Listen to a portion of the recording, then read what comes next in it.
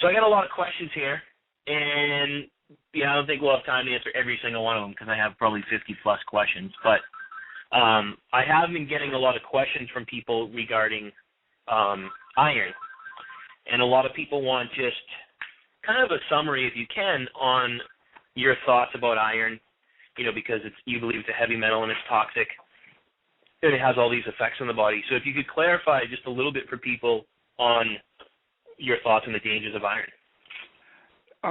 Wherever iron gets loose, it is available to react with things like polyunsaturated fats, but also protein and nucleic acids and such. But the reactive form of iron is the reduced ferrous form rather than the fully oxidized ferric.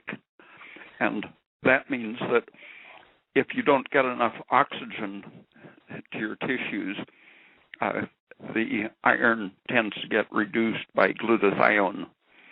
And that's, people talk about oxidative stress, but reductive stress is really what you have to worry about in relation to iron.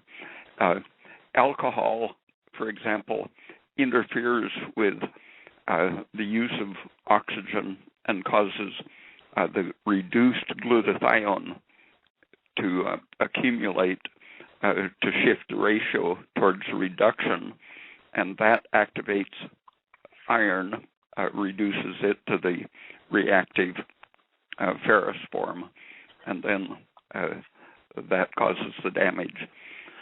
And iron accumulates faster than it should under the influence of estrogen, among other things, but inability to use oxygen properly intensifies the absorption of iron, and that seems to be what estrogen is for, is to create the illusion of an oxygen deprivation so that you absorb more iron. A woman, they've tested the absorption percentage of a dose of iron in women versus men, and women absorbed 9 times as much iron as a man did. That's primarily the influence of estrogen.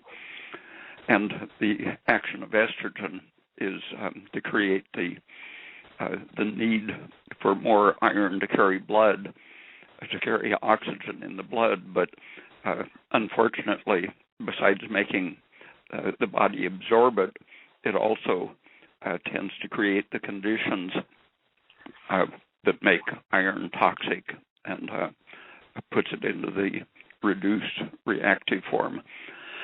And one of the main things that activated iron attacks and tends to start chain reactions in is the polyunsaturated fatty acid. And that, too, strongly interacts with estrogen. If you eat polyunsaturated fats to excess, they will activate the estrogen circulating in your blood, and they will also turn on the enzymes that produce estrogen.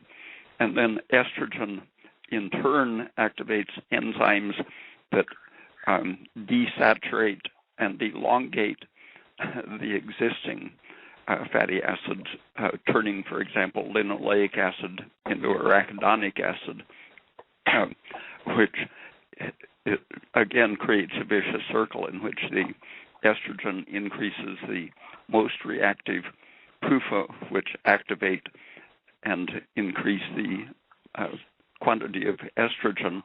And both of those contribute to the activation and intensification of iron toxicity.